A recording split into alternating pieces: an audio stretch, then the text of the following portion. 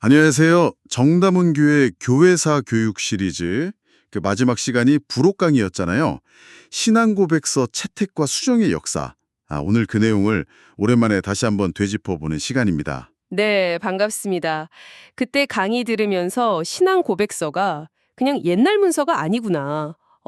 정말 각 시대 교회의 고민과 어떤 신앙의 발자취구나 하는 걸 느꼈었죠. 맞아요. 그래서 오늘 이 시간을 통해서 그 핵심 내용들 다시 떠올려 보고 또 그때 받았던 은혜나 뭐 깨달음 같은 것들 그런 것들을 다시 한번 나누면 좋겠습니다. 좋습니다. 특히 그 웨스트민스터 신앙 고백서가 어떻게 시작됐고 또 미국을 거쳐서 한국 교회까지 오게 됐는지 그 여정을 한번 따라가 보시죠. 네. 가장 먼저 제가 흥미롭게 들었던 부분이 웨스트민스터 신앙고백서가 처음부터 딱 하나가 아니었다는 거였어요. 그 1647년 스코틀랜드 총회판이랑 1648년 잉글랜드 의회 수정판 이게 왜 달랐는지 다시 한번 좀 짚어주실까요? 아, 네. 그게 핵심은 이제 잉글랜드 의회의 정치적인 영향력이었어요. 소위 그 에라스투스주의라고 하죠.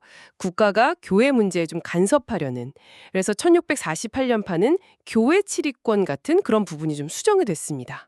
국가 권력이 교회 운영에 영향을 미쳤군요. 그렇죠. 반면에 이제 스코틀랜드 교회는 원안에 가까운 1647년판을 채택했고요.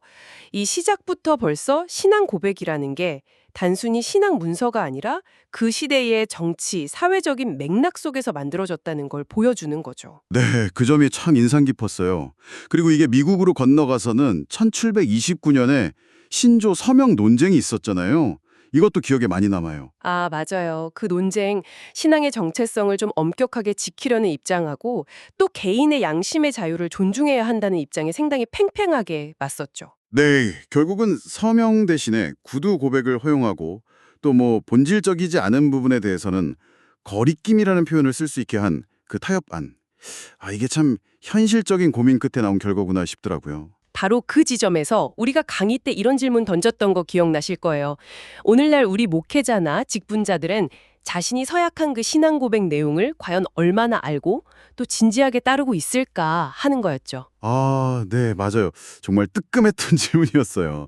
신앙 고백의 공적인 권위와 개인의 양심 사이의 그 긴장감, 이게 그때나 지금이나 참 어려운 문제 같아요. 그렇죠. 늘 고민해야 하는 지점인 것 같습니다. 그리고 미국이 독립한 후에 1788년에는 국가와 교회 관계에 대한 조항, 그 23장이랑 31장을 수정하면서 이른바 두 왕국론 사상을 반영했죠. 네, 국가가 교회 일에 직접 간섭하는 것은 배제하면서도 또 위정자의 어떤 종교적인 의무는 여전히 강조하는 그런 방향으로 수정이 됐습니다. 그런데 19세기 말 20세기 초로 넘어가면 분위기가 좀 달라지죠.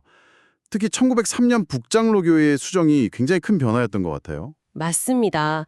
그 1903년 수정은 정말 중요한 분기점인데요. 당시 이제 진화론이라던가 또 자유주의 신학의 도전이 커졌고요. 부흥운동의 영향도 있었고 결정적으로는 다른 교단, 특히 알미니안주의 성향이 강했던 컴벌랜드 장로교회와의 총합이라는 현실적인 요구가 아주 컸습니다. 교단 통합 때문에 신앙고백 내용까지 수정을 한 거군요. 네. 그래서 내용상으로 보면 기존의 웨스트민스터 신앙 고백의 중요한 부분들, 예를 들면 제한 속죄 교리를 사실상 부정하거나 인간의 선행 가능성을 좀 더 긍정적으로 보거나 또 교황 관련 언급을 삭제하는 등등 상당히 많은 변화가 있었죠. 그리고 성령과 선교에 관한 장, 34장, 35장이 추가되기도 했고요. 네, 맞아요. 그건 긍정적인 측면도 있지만 전체적으로 보면 시대적 요구와 교단 통합을 위한 어떤 타협 과정에서 개혁주의 신앙의 핵심에서 좀 후퇴한 것 아니냐는 비판도 당시부터 꾸준히 제기되었습니다. 네, 강의 때도 그 부분을 좀 비중 있게 다뤘던 기억이 나요. 변화 자체가 문제는 아니지만 그 방향성에 대한 고민이 필요하다는 그런 이야기였죠.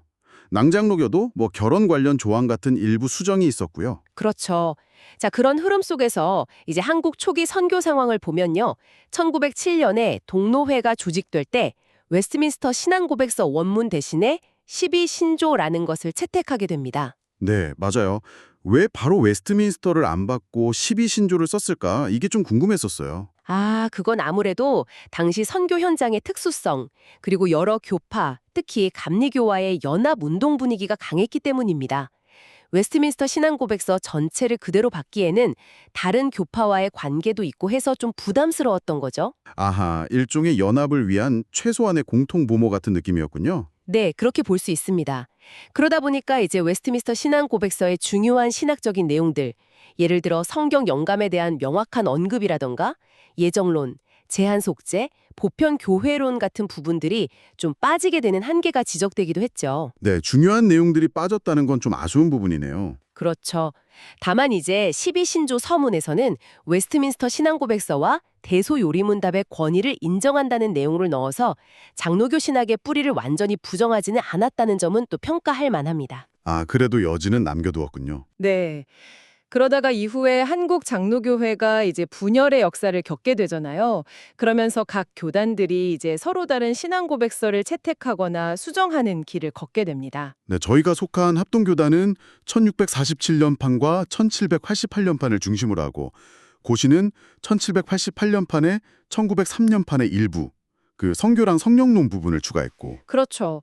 또 기장이나 통합은 아예 독자적인 신앙 고백서를 만들기도 했고 합시는 1648년판을 채택하는 등 굉장히 다양하게 나뉘었죠. 아마 이 방송을 들으시는 당신이 속한 교단의 신앙 고백서는 어떤 역사적인 배경과 내용을 가지고 있는지 한번 살펴보시는 것도 아주 의미가 있을 겁니다. 네, 이렇게 신앙고백서가 채택되고 수정되어 온 역사를 쭉 다시 훑어보니까 아, 신앙이라는 게 정말 고정된 어떤 활자가 아니라 살아 숨쉬면서 역사와 계속 대화하는 과정이구나 하는 게 새삼 느껴지네요. 맞습니다. 강의 마지막에 저희가 나눴던 그 질문 기억하시죠? 그래서 우리가 고백한다고 말하는 바로 그 내용을 정말 제대로 알고 있는가? 이 질문이 다시 한번 좀 무겁게 다가옵니다. 네, 정말 그렇죠. 특히 저희 한국 장로교회처럼 이렇게 다양한 신앙 고백 전통에 공존하는 상황에서는 더욱더 중요한 질문인 것 같습니다. 우리가 이 신앙 고백서들을 그냥 과거의 유산으로만 남겨둘 것인가? 아니면 정말 오늘 우리의 신앙을 세우고 또 다음 세대에게 물려줄 살아있는 고백으로 삼을 것인가? 이 질문 앞에서 당신은 어떤 답을 가지고 나아가시겠습니까? 오늘 이 나눔이 당신의 신앙 여정의 작은 이정표이자 또 다른 성찰의 계기가 되기를 바랍니다.